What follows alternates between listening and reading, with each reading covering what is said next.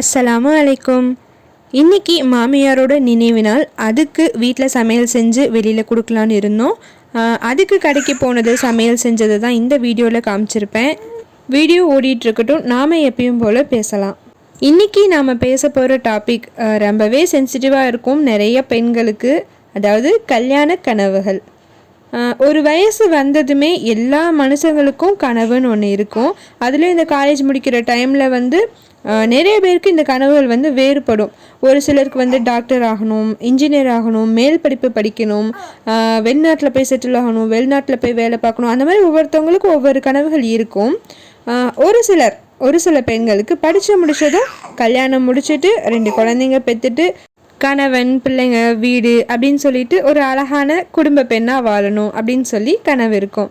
என்ன இதெல்லாம் ஒரு கனவா? வேலைக்கு போகணும், படிக்கணும் அப்படின்னு நினைக்காம என்ன கல்யாணம் முடிச்சுட்டு ஒரு ஃபேமிலி விமன் ஆகணும்னு நினைக்கிறது ஒரு கனவா அப்படின்னா கண்டிப்பாக ஒரு கனவு தாங்க. ஹவுஸ் ஒய்ஃப் அப்படிங்கிறது ஒன்றும் சாதாரணம் கிடையாது, சும்மா இருக்கிற பொறுப்பு கிடையாதுங்க. ஒரு ஆஃபீஸில் எப்படி மேனேஜராக இருக்காங்களோ அதை விட அதிகமான பொறுப்பை நம்ம ஒரு ஹோமை மேனேஜ் பண்ணுறோன்னு நான் ஏற்கனவே இதை பற்றி ஃபுல்லாக ஒரு வீடியோ போட்டிருப்பேன். அதுக்கான லிங்க்கும் அப்சைட் கார்னரில் தரேன், பார்க்காதவங்க போய் பாருங்கள். இன்னுமே நிறைய சிஸ்டர்ஸ் கேட்டுட்ருக்கீங்க என்கிட்ட கமெண்ட்டில். ஒரு ஹவுஸ் ஒய்ஃப் இன்ஃபீரியராக ஃபீல் பண்ணுறதுக்கு பாசிட்டிவாக ஏதாவது மோட்டிவேட்டிங்காக பேசுங்க அக்கான்னு சொல்லி அதுக்கான வீடியோ நான் ஆல்ரெடி அப்லோட் பண்ணியாச்சுமா. அதோட லிங்க் அப்சைட் கார்னரில் தந்திருக்கேன், கண்டிப்பாக பாருங்கள், ரொம்பவே யூஸ்ஃபுல்லாக இருக்கும். சரி, இப்போ நம்ம வீடியோக்குள்ளே வரலாம்.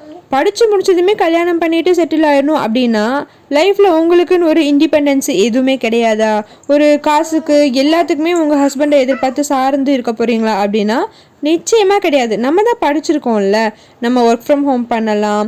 ஃபினான்சியலாக இண்டிபெண்ட்டாக இருக்கிறதுக்கு இப்போ நிறைய ஆப்பர்ச்சுனிட்டிஸ் இருக்குது. வீட்டில் இருந்துமே தாராளமாக செய்யலாம். நிறைய ஒர்க்கிங் உமன்லாம் இருக்காங்க. குடும்பத்தையும் அழகாக லீட் பண்ணிட்டு ஃபினான்சியலாகவும் தாங்களும் இண்டிபெண்ட்டாக இருக்கிற மாதிரிலாம் நிறைய பேர் இருக்காங்க. கண்டிப்பாக வீட்டை விட்டு வெளியே போய் வேலை செஞ்சாதான் நான் ஒரு இண்டிபெண்ட்டான உமன், நான் ஒரு புரட்சி பெண், நான் சிங்க பெண் அப்படின்லாம் கிடையாதுங்க. கண்டிப்பாக அதுலேயும் ஒரு டிப்பிக்கலான ஆவரேஜ் மிடில் கிளாஸ் ஃபேமிலியில் இருக்க பேரண்ட்ஸோட கனவுமே அதுவாக தான் இருக்கும். நம்ம பொண்ணு படித்து முடிச்சதுமே நல்ல ஒரு மாப்பிள்ளையை பார்த்து நல்ல குடும்பத்தில் மேரேஜ் பண்ணி நம்ம பொண்ணை செட்டில் பண்ணி விட்டுறணும் அப்படிங்கிறதா தான் இருக்கும். சரி, அதெல்லாம் இருக்கட்டும்.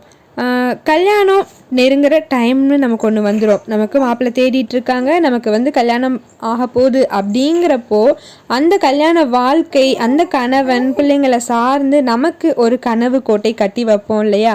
அதை பற்றி இந்த வீடியோவில் ஃபுல்லாக பேசலாம். ஒரு வழியாக நல்ல ஒரு பையனை பார்த்து நமக்கு கல்யாணம் முடிச்சு வச்சுருவாங்க. நல்லா நம்ம ஆசைப்பட்ட மாதிரி நகை போட்டு பட்டு புடவை கட்டி எல்லாத்தையும் நம்ம மாமியார் வீட்டுக்கு எடுத்துகிட்டு போகையில் நம்ம கட்டி வச்சுருக்கோம் இல்லையா கனவு கோட்டை, அதையும் அப்படியே பத்திரமா எடுத்துகிட்டு போவோம். கல்யாணம் முடித்த புதுசில் நம்ம லைஃப் என்னமோ நம்ம கட்டி வச்ச கனவு கோட்டை நிஜமாயிட்டே வர மாதிரி தான் தெரியும்.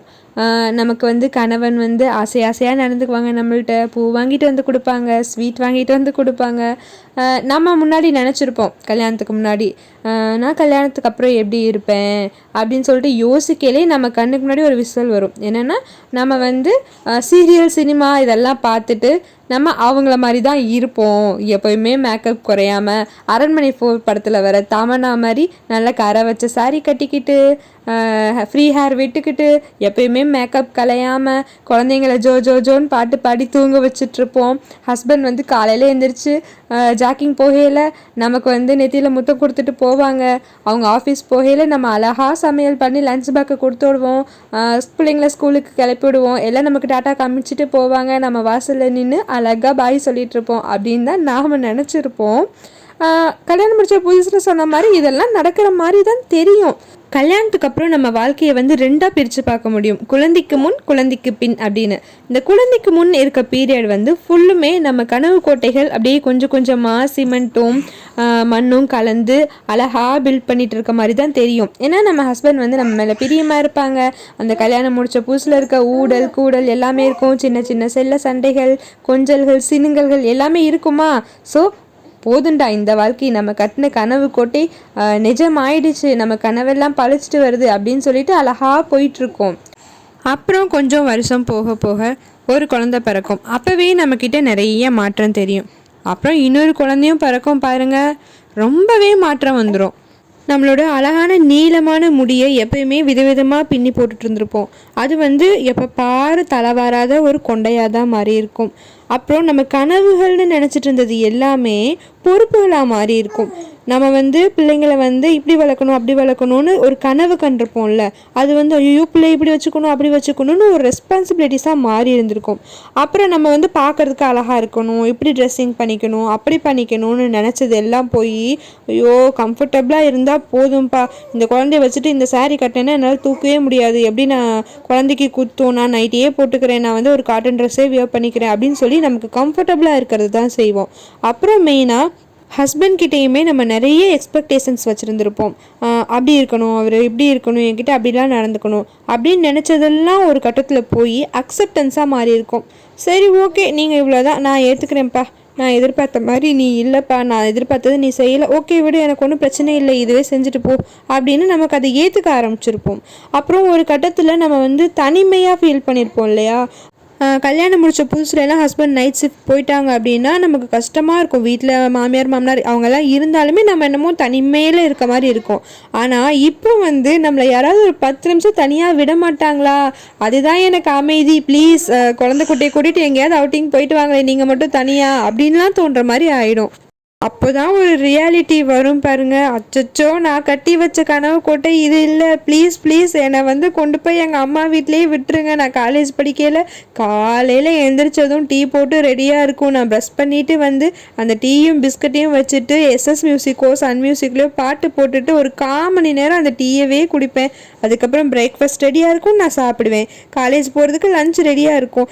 என் லைஃப் அப்படிலாம் இருந்துச்சே, தேவையில்லாமல் கனவு காண்றேன், அதை பண்ணுறேன் இதை பண்ணுறேன்னு சொல்லி இங்கே வந்து சிக்கிக்கிட்டோமே அப்படின்லாம் ஃபீல் பண்ணுவோம்.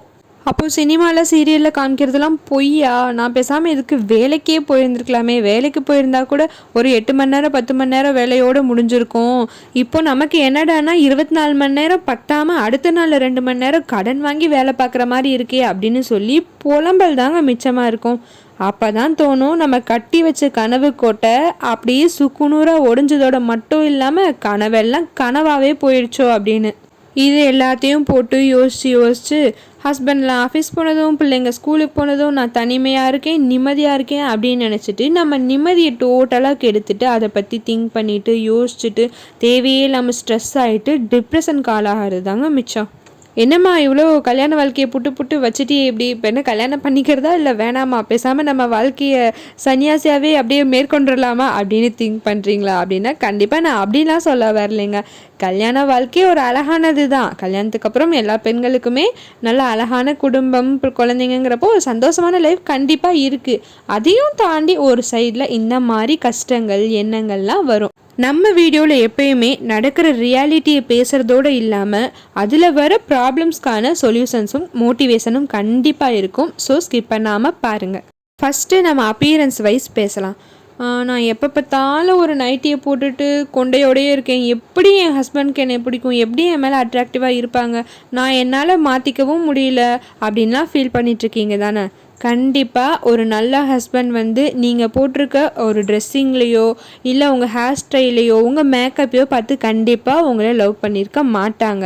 நீங்கள் கல்யாணம் முடித்த புதுசில் உங்களை பொண்ணு பார்க்க வந்தப்பெல்லாம் நீங்கள் அப்படி இருந்திருக்கலாம், லவ் பண்ணுற டைமில் அப்படி இருந்திருக்கலாம். ஆனால் கல்யாணம் முடிஞ்சதுமே கல்யாண லைஃப்பில் அவங்க உங்ககிட்ட பார்த்தது உங்கள் மனசையும் உங்கள் உண்மையான காதலையும் தான் தவிர உங்களோட அப்பியரன்ஸை கிடையாது. ஸோ நீங்கள் வந்து நைட்டியில் இருந்தாலும் சரி பட்டுப்புடவையில் இருந்தாலும் சரி அவங்க கண்ணுக்கு நீங்கள் அழகாத்தான் தெரிவிங்க. ஆனால் என்ன இப்போ எப்படி நம்மக்கிட்ட மாற்றம் வந்துச்சோ அது மாதிரி அவங்கக்கிட்டேயும் மாற்றம் வந்திருக்கும். அவங்களுக்கும் இப்போ பொறுப்புகள்லாம் அதிகமாக இருக்கும்ல, குழந்தை வந்துருச்சு, நம்ம ஒரு தகப்பன் ஆகிட்டோம் அப்படின்னு சொல்லி ரெஸ்பான்சிபிலிட்டிஸ் அதிகமாக இருக்கப்போ நம்மளை வந்து எப்போ பார்த்தாலும் கல்யாணம் முடித்த புதுசில் இந்த சாரியில் அழகாக இருக்கா, இந்த ட்ரெஸ்ஸில் அழகாக இருக்கா அப்படின்னு கொஞ்சிக்கிட்டே இருந்த மாதிரி இப்போது பண்ணிகிட்டு இருக்க மாட்டாங்க, இருக்கவும் முடியாது. அதுக்காக டோட்டலாக நீ யாரோ நான் யாரோ மாதிரி இருக்கணுமா அப்படின்னா கண்டிப்பாக அதெல்லாம் கிடையாது. நல்ல ஒரு ஆரோக்கியமான ரிலேஷன்ஷிப்பில் அண்டர்ஸ்டாண்டிங் வந்துடும் நான் சொல்கிறேன். வாயில் சொன்னாதான் தெரியும்னு இல்லை, அவங்க பார்க்குற ஒரு பார்வையிலேயே அந்த கண் பார்வையிலேயே அவங்க காதல் நமக்கு தெளிவாக தெரியும். ஸோ நம்ம வந்து இப்படி தான் வச்சுக்கணும் நம்மளையா, இப்படி இல்லைன்னா நமக்கு அவங்கள பிடிக்காது, அவங்களுக்கு நம்மளை பிடிக்காது அப்படின்னு எல்லாம் போட்டு குழப்பிக்க தேவையில்லைங்க. அதே மாதிரி தாங்க நம்ம குழந்தைங்களும். சின்ன குழந்தையிலேருந்தே பாருங்களேன், அந்த குழந்தை வந்து நம்மளை பார்க்கலையே நம்மளை ஏதோ ஒரு நம்ம அழகாக இருக்கோம், அட்ராக்டிவாக இருக்கும் அப்படிங்கிற மாதிரி தான் ஃபீல் பண்ண வைப்பாங்க. நீங்கள் நல்லா கவனித்து பாருங்கள், அந்த குழந்தை நம்மளை பார்த்துட்டே இருக்கும்போது அந்த குழந்தைகிட்ட ஒரு பாசம் நமக்கு அப்படி தெரியும். அதே மாதிரி நம்ம குழந்தைய பாட்டு பாடி தூங்க வைப்போம்ல, நமக்கு வந்து பெருசாலாம் ஒன்றும் பாட தெரியாது, கீன்னு தான் பாடுவோம். ஆனால் அந்த குழந்தை முன்னாடி நாம் தான் ஒரு சூப்பர் சிங்கர். குழந்தைய என்டர்டெயின்மெண்ட் பண்ணுறதுக்காண்டி டான்ஸ் ஆடுவோம் பாருங்கள், அப்போ நம்ம ஒரு சூப்பர் டான்ஸ் மாஸ்டர். பார்த்து விதவிதமாக சமைச்சு கொடுப்போம்ல, அப்போ தான் நம்ம ஃபேமஸான ஒரு செஃப். நம்ம மாதம் பட்ஜெட் போட்டு நம்ம காசெல்லாம் கரெக்டாக மேனேஜ்மெண்ட் பண்ணி நம்ம குடும்பத்தை ரன் பண்ணுறோம் இல்லையா, நம்ம வீட்டுக்கே நம்ம தான் ஃபினான்சியல் மினிஸ்டர். நம்ம ஒரு வேலைக்கு போயிருந்தா கூட ஒரு பர்டிகுலர் டிபார்ட்மெண்ட்டில் தான் வேலை பார்த்துருந்துருப்போமா இருக்கும். ஆனால் இப்போ தெரியுதா நம்ம எவ்வளோ ஒரு மல்டி டேலண்டட் பர்சன்னு. எப்போ பார்த்தாலும் வீடு ஃபுல்லாக டாய்ஸ் கலந்துட்டு பிள்ளைங்க அங்கிட்ட இங்கிட்ட ஓடிட்டு கசகசன்னு இருக்குது அப்படின்னா அந்த வீட்டோட பெண் வந்து ஒரு சோம்பேறி, எந்த வேலையும் செய்ய மாட்டா போல் அப்படின்னு கண்டிப்பாக கிடையாது. அவள் குழந்தைங்க கையில் செல்லை கொடுத்து எப்போ பார்த்தாலும் செல்லை பார்த்துட்டே இருங்க, டிவி பார்த்துட்டே இருங்க அப்படின்னு சொல்லாமல் குழந்தைங்களோடு சேர்ந்து விளையாடுற ஒரு நல்ல தாய். அந்த குடும்பம் வந்து ஹாப்பியாகவும் ஹெல்த்தியாகவும் இருக்குங்கிறதுக்கு அறிகுறி அதுதான். இப்போ கொஞ்சம் யோசிச்சு பார்த்தீங்க அப்படின்னா, நம்ம கட்டி வச்சுருந்தோம் இல்லையா கனவு கோட்டை, அது உடஞ்செல்லாம் போகலங்க, அதை அழகாக நம்ம புழங்கிட்டு இருக்கோம். எந்த ஒரு வீடுமே சரி கோட்டையுமே சரி நம்ம யூஸ் பண்ண பழசாக தான் செய்யும்.